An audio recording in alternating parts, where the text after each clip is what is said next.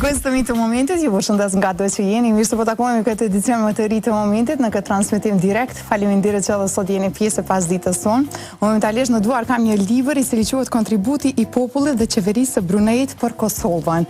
I shkruar me autor pra zotëri Fehim Dragusha, të cilin sot e kam në studio, është studiues dhe një si shkencave islamit. Do të diskutojmë edhe për këtë libër, i cili tashmë ka dalur në shtyp, është botuar dhe është i gatshëm edhe për lexim për të gjithë dashamirësit. Por cila është impakti i Bruneit mbi çështjen e Kosovës, gjitha këto do t'i marrim me radhë dhe do të diskutojmë me zotrin Dragushën. Përshëndetje, mirë se vini më. Përshëndetje, mirë se gjatëm. Faleminderit shumë që na sollet këtë libër, ndonse shumë prej neve nuk e dim as ku është Brunei.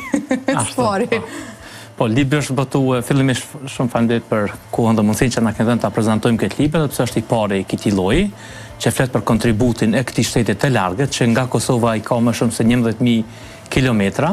Po, do më thonë, është prej shteteve të para të Azisë Juglindore që ka njohur, do më thonë, pavarësinë e Kosovës me datën 25 prill 2012, edhe për faktin se ka dhe disa shtete të tjera, të cilat ende nuk e ka njohur pavarësinë dhe jemi duke punuar këtë drejtim, që të lobojmë dhe t'i bindim se duhet me pranu, do më thonë, pavarësinë. Me një fjalë, Brunei është shteti 90, do më thonë, që e një Republikën e Kosovës si shtet të pavarur dhe sovran. Çfarë ndikimi ka pasur Brunei në çështjen e Kosovës dhe anasjelltas? Si ka ndikuar pjesa e diplomacisë sonë në vendin e tyre?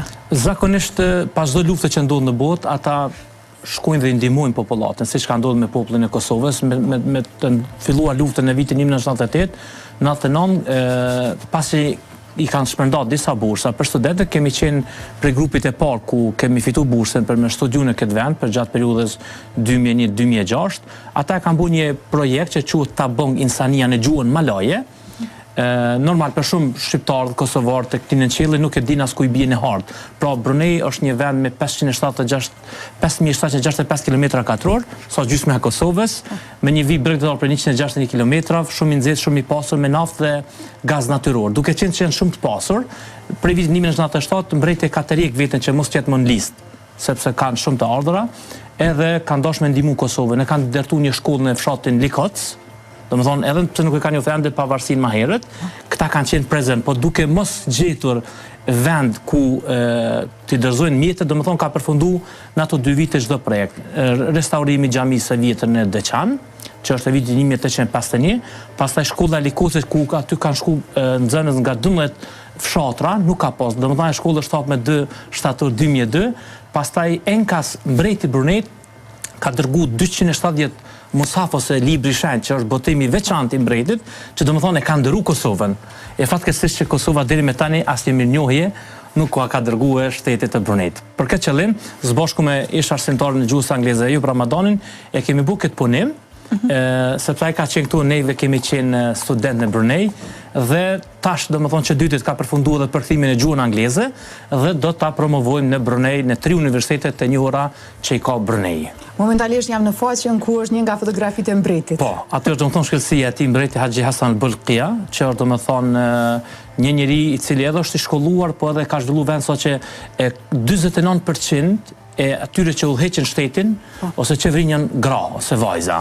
Do më thonë, nuk është si kush i quhet sot në përmediume që vendet islame, sepse është shtet islam, po shumë i zhvilluar dhe nuk kemi asnjë njeri të Bruneit që jeton diku jashtë shtetit. Vetëm si kor diplomatik e kanë obligim me qëndru në ambasada. Për ndryshe nuk kanë nevojë sepse janë shumë të pasur dhe për këtë qëllim ata po kanë dëshirë që t'i ofrojnë Kosovës zhvillim dhe ne kemi pas fatin që krahas atij investimi që është bërë për Kosovën kanë qenë edhe 10 bursa për studentët kosovarë. Është numri i lartë i popullsisë në Brunei, meqenëse nuk e lëshojnë dot vendin e tyre? Është afër gjysmë milion banor. Domethënë sipas statistikave 2010 ka qenë 410.000 banor, tash ka rritur domethënë 450.000 banor, 66% i përkasin popullit me laj, 11% janë kinezë dhe 25% e tjerë përbëjnë domethënë të huajt. Kanë harmoni edhe ndërfetare edhe nacionale kështu me Zakonisht shumë, sidomos gjatë muajit Ramazan, kur përfundon Ramazani, ata muajin pas Ramazanit që i themi sipas kalendarit islamik Sheval, një muaj ditë e festojnë Bajramin që i themi. Edhe quhen open house, do të thonë hapën shtëpitë dhe në moment kur është një shtëpi me drita të gjelbërta, mundesh me hyj me hëngur ushqim, se tërë ditën do të thonë kthejnë ushqim ju njohin ose njën, a janë musliman, a janë ndonjë fe tjetër, nuk e kam problem, këtë bëjnë si lloj dëshmie që të kënaqur me të ardhat që Zoti u ka dhënë, edhe duhen mi ndodhe me të tjerët. Zoti Dragusha, çka ka ndikuar që realisht ata kanë qenë në vendin tonë, kanë investuar këtu, kanë dhënë donacione të ndryshme dhe ne ende nuk e kemi ato njohuritë bazike themi edhe për këtë shtet, por nuk kemi arritur të ndërtojmë aq marrëdhënie të afërta siç i ndërtojmë ndoshta me disa shtete më të afërta evropiane. Është distanca gjeografike faktor apo nuk ka të bëjë fare? Nuk mendoj se është distanca, duke pasi na kemi qenë edhe në provime hermeshme kur kemi folur për Libën muhaxherëve, kemi domethënë që për serbët nuk ka bë, domethënë që është e largë kur ata kanë shku dhe kanë lobu në Indonezi dhe Filipinë që mos ta njohin Kosovën dhe ende deri në këto momente këto dy shtete ende nuk e njohin Kosovën. Për këtë kemi informuar edhe Vjosa Osman, presidentin e shtetit, edhe kabinetin e saj, ku ka qendosur në muajin dhjetor të realizohet një vizitë në shtetin e Brunejt dhe fatkeqësisht me rast që ndodhi Mitrovica u anulu vizita. Mirë, për Brunei është i gatshëm që të investojë sidomos në edukim, në arsim, për shkak se është shtet shumë i zhvilluar dhe në Azinë Juglindore konsiderohet si vendi i dytë, si developed country, domethënë si vend i zhvilluar që thamë që është shumë i pasur me naftë dhe gaz natyror. Ata kanë dëshirë zakonisht të kontribuojnë në ndërtimin e spitaleve dhe ta përmirësojnë domethënë sistemin edukativ arsimor, ku ne kemi sot shumë prodhim të kuadrov, po fatkeqësisht janë pa punë. Këtë nuk e bë Brunei, për çdo lemi domethënë ka një kalkulator, sa i duhen që të fush, edhe kaq domethënë jo, si të ne domethënë kemi aplikues që faktikisht pas përfundimit nuk e din se ku do të përfundojë. Mirë, flasim pak për librin. Çka trajton libri realisht, sepse unë po shoh kapituj të ndryshëm e tituj shumë intrigues që të tërheqen për të lexuar. Fillimisht libri këtë fillon për një emailit, i cili ka ardhur në prill me datën 4 prill 2001, ku ju ka dërguar atëherë ka qenë Mr. Burke si administrator në kohën e Unikut, një email ku kanë kërkuar 10 student për bursë. Atëherë kemi trajtuar domethënë si kanë filluar fazat ose fillet e para të Bruneit me Kosovën. Pastaj kemi fol për kapitujt e tjerë, kemi fol për kontributin e ambasadës së Bruneit në Francë, që e ka territorin e Kosovës këndej, sa shumë kanë kontribuar për Kosovën. Pastaj kemi folur edhe për 10 studentë të gjithë, domethënë me arritje superiore, 7 prej tyre domethënë tashmë në doktor shkencë, dhe për këtyre 10 studentëve që kanë ndjekur studimet në Brunei, përfshirë dhe unë nga viti 2001 deri më sot, biblioteka domethënë është pasuruar me 97 punime shkencore nga 10 studentë. Njëri prej tyre është në Australi, Bekim Asani, tjetri është në Finland, domethënë Demir Demiri, tjetri koleg Berat Ashani është në Norvegji, unë kam qenë domethënë në Zvicër, dhe kolegët e tjerë që të gjithë domethënë sot janë bu faktor që e kanë ndihmuar sidomos aspektin akademik dhe shkencor, po problemi më i madh është që janë, si më thon, kanë vdekur këtu raporte, se këtu duhet fillojnë domethënë nga vetë qeveria e Kosovës, dhe në muajin nëntor po ata një takim me kabinetin e presidentit ku kërkova që të iniciohet sa më shpejt ndonjë takim dhe vizitë që të hapet ose një ambasadë ose të kërkohet sidomos për studentë që të vijojnë studimet në shtetin Bruneit. Shpresoj shumë që këto marrëdhënie bilaterale të vinë dhe të përforcohen pak më shumë edhe të vinë më shumë në shprehje. Por krahas kësaj ne i dim që shteti Bruneit e ka njohur Kosovën si shtet demokratik dhe me të gjitha të drejtat e saj të plota, por pse njohja arriti në vitin 2012 dhe jo në vitin 2008 kur vetë se u shpall pavarësia e shtetit tonë? Them sinqerisht tash në atë kohë domethënë kom qenë në Zvicër, kemi pas raporte me ambasadorin e Bruneit që ka qenë Dahtomedi Abdurrahman, po domethënë ta shumë respektojnë vijën zyrtare dhe përdesa nga Kosova them na pëlqeu, po nuk na pëlqen, na duhet jemi edhe vetë kritik. Në fillim të shpalljes së pavarësisë kemi pasur shumë lider, fatkeqësisht që nuk kanë dashur të kenë raporte edhe me shumë shtete islame. Përdesa Brunei është vend kyç në Azinë Juglindore që mund të ndihmon me gjitha kapacitetin që ka që Indonezia dhe Filipinet ta njohin Kosovën sa më parë. Arsyeja pse nuk është njohur për shkak se nuk ka pas as letër, nuk ka pas as zyre, nuk ka pas as koordinator. E mbi të gjitha le ta marrë dhe si kritikë edhe qeveritarët tonë që duhet shfrytëzohet edhe si kord diplomatik edhe studentët shqiptar kudo që janë në botë. Se mund të bëj shumë mund të jenë ata urlidhse mes neve dhe shteteve të fuqishme. Në këtë rast ne jemi këtë studentë që kemi bërë këtë punim me vetë iniciativë, me vetë financim dhe nga asnjë institucion nuk është ndihmuar që më thon ta përkrahum. A keni takuar ndonjëherë në Britin? Po, disa herë, për shkak se kur është Bajram, e hap pallatin e tij, që ka mbi 3000 dhomë aty, edhe i pret të gjithë njerëzit që jetojnë në Brunei, udhëron nga një, si më thon, baklava otena, edhe domethënë ëmbëlsira që janë të popullit malaj. Ndërsa takimi më i shpesh është në Universitetin e Bruneit, ku çdo student që përfundon studimet është protokoll shtetëror që mbreti tu andon, do më thonë, certifikatat bachelorit ose të masterit, gjithë aty në studentë që kanë diplomu. Pra ekziston një afërsi mes mbretit dhe popullit. Gjithsesi, ai do më thonë vetë kur kom qenë student, kur ka me një makinë private pa ekskurt mi kontrollu konviktet se janë të pastërta. Ky vozit helikopterin, aeroplanin, motorin, makinën, është një kur i ka përmbysje del vet, nuk është një njerëz që shumë sot jemi mësue në televizion po vetëm pasur, do më thonë vetë fakti që asnjë banor nuk e lëshon vendin, jep me kuptuar që janë të kënaqur edhe me leadershipin e tij, po edhe lutën shumë për ta. Çfarë gjuhë e flitet në Brunei? Atë flitet gjuha malaje. Malaje, që flitet domethënë në Patani, Indonezi, në Malezi, Singapur, dhe kemi pas fatin ta mësojmë edhe këtë gjuhë. Ju jeni një si shumë gjuhëve, i 5 gjuhëve nëse nuk gaboj. Është pikërisht gjuha malaje pjesë e këtij grupit? Po, se kemi tu afër 8 vite atje, kemi përfunduar fakultetin, mas aty do tash domethënë jam doktoranti në këtë po të njëjtin vend. Është e vështirë sikur gjuhë? 80% e fjalëve domethënë kanë përardhur nga gjuha arabe, si për shembull si jeni apo kabar, darimana kamu nga vjen ti, do të thonë është gjuhë e lehtë. Me për 5-6 muaj njëri mund nëse ka interes mund ta përveson këtë gjuhë. Pra më pak se gjysmë vite ju vetë se mësoni gjuhën malaje. Po. Sigurisht në përkushtim. Ashtu, po. Mirë, kemi jo vetëm dallime, por në fakt dua të ndajmë tek të përbashkëta se çka na ofron me popullin e Bruneit. Ku i kemi të përbashkët? Shumë vetë. Para domethënë historinë që e kemi vujt ne, e kanë posur ata një histori të tillë, deri në vitin 1984 kanë qenë koloni angleze. Po. Nga data domethënë 21 shtator 1984 është bërë domethënë është anëtare në shtetet që është Kombet e Bashkuara këtu në Gjenevë nëse nuk gaboj. Ajo që na bashkon është edhe feja, toleranca ndërfetare, dhe njëjtë që ka të përtu Islami te ne para 600 viteve, e njëjtë e ka përcjellë populli me laj. Për dallim se ata domethënë nuk ka pas asnjë luftë në atë vend, nuk është pra pas gjë me shpat. Domethënë një popull shumë i qetë pse ne as shqiptar jemi pak nervoz. Ata janë shumë butë, shumë qetë këtë dëshmojnë edhe ata që e bojnë peligrinazh nëse haxhin. Çka ka nevojë domethënë Kosova me mësu nga Brunei është se të fillojnë pak edhe ta vizitojnë si vend. Siç janë për shembull vendet Maldivet ose Singapuri, Brunei është një vend shumë i qetë dhe për shkak quhet Brunei Darussalam. Pra Darussalam i bën vendi i paqes. Nuk ka krime, askurr, nuk ka vjedhje, nuk ka vrasje. Nuk ka as korrupsion? As korrupsion, as kurrë. Atë makinë nuk e mbyll askush.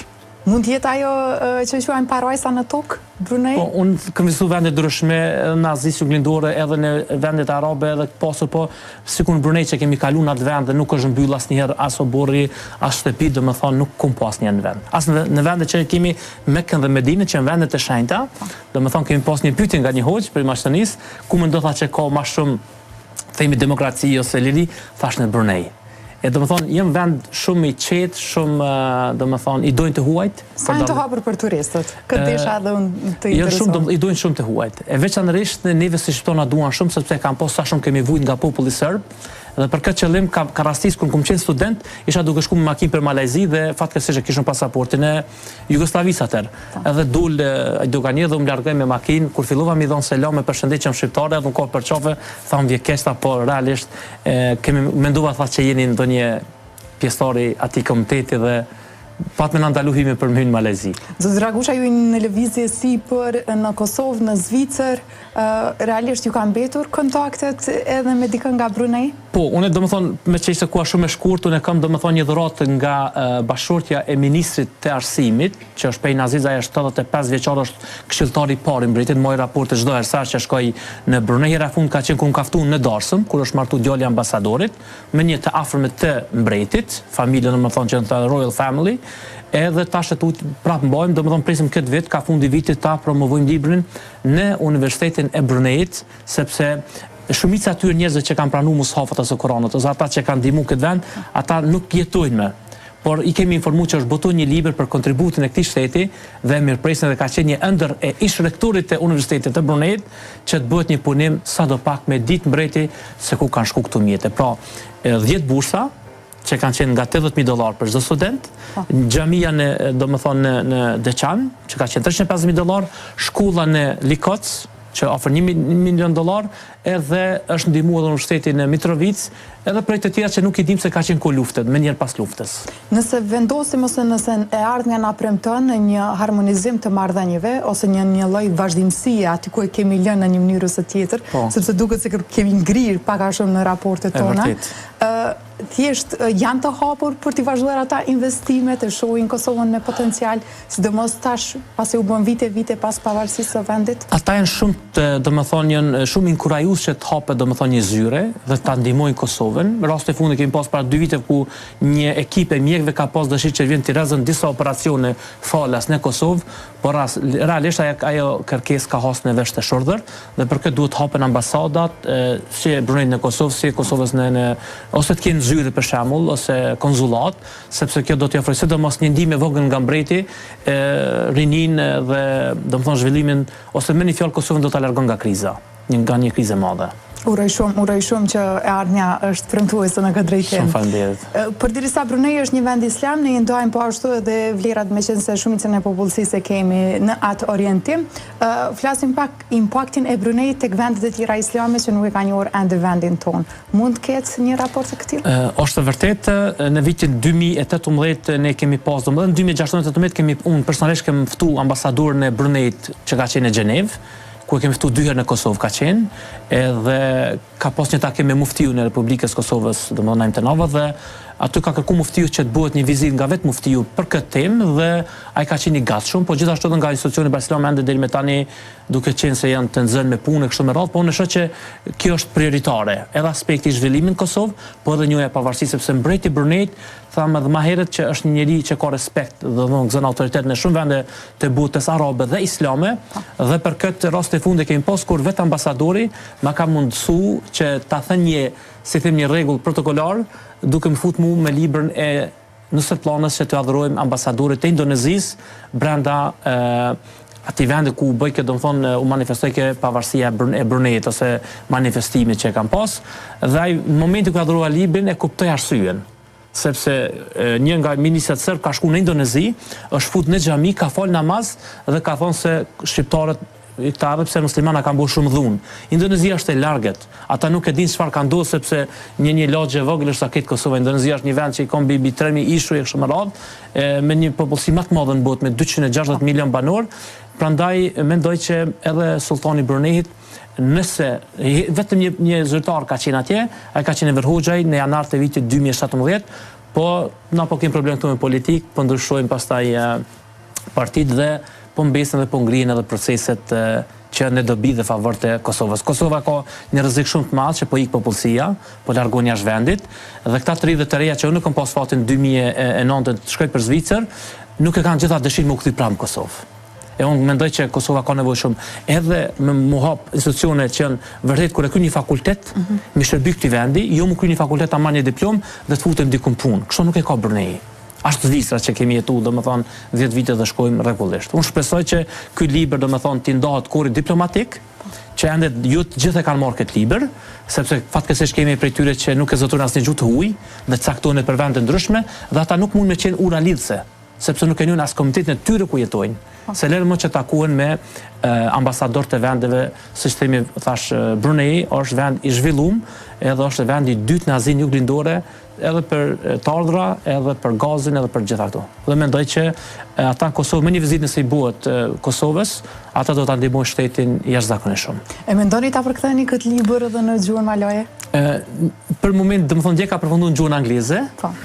Tash pas të takime kemi takime një shtetas amerikan që do ta bëjë redakturën në gjuhën angleze. Kur do ta çojnë në Brunei do t'ja lojmë atyre sepse ata, edhe pse gjuha malaje është gjuhë e parë në Brunei, ata e flasin domethënë gjuhën angleze prapë si gjuhë nënës. Pra aq të hapur janë edhe ndaj gjuhëve të tjera. Mundemi po për shembull që ka qenë mbretëresha Elizabeth për shembull, ka raport jashtëzakonisht të mira edhe me Australinë, edhe me Zelandën e Re. Pavarësisht faktit që kanë qenë koloni.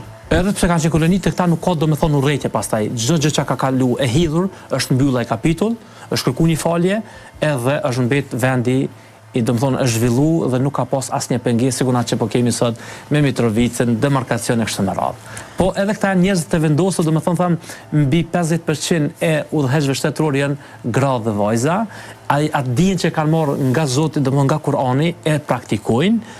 nuk janë njerëz të inkriminum, është vend shumë i qetë, vend shumë i vogël, po as nuk pranojnë njerëz të tillë. Megjithatë nuk e kanë vetëm për kohë gjinore, por e kanë që realisht gratë janë meritore për ato pozita që janë meritore dhe janë shumë më të suksesshme edhe në veprimtaritë e tjera. Na kemi qenë student, do më thonë që dhe notat më të mira i kanë marrë vajzat, se sa djemët. Si unë ndjesh në atë kohë?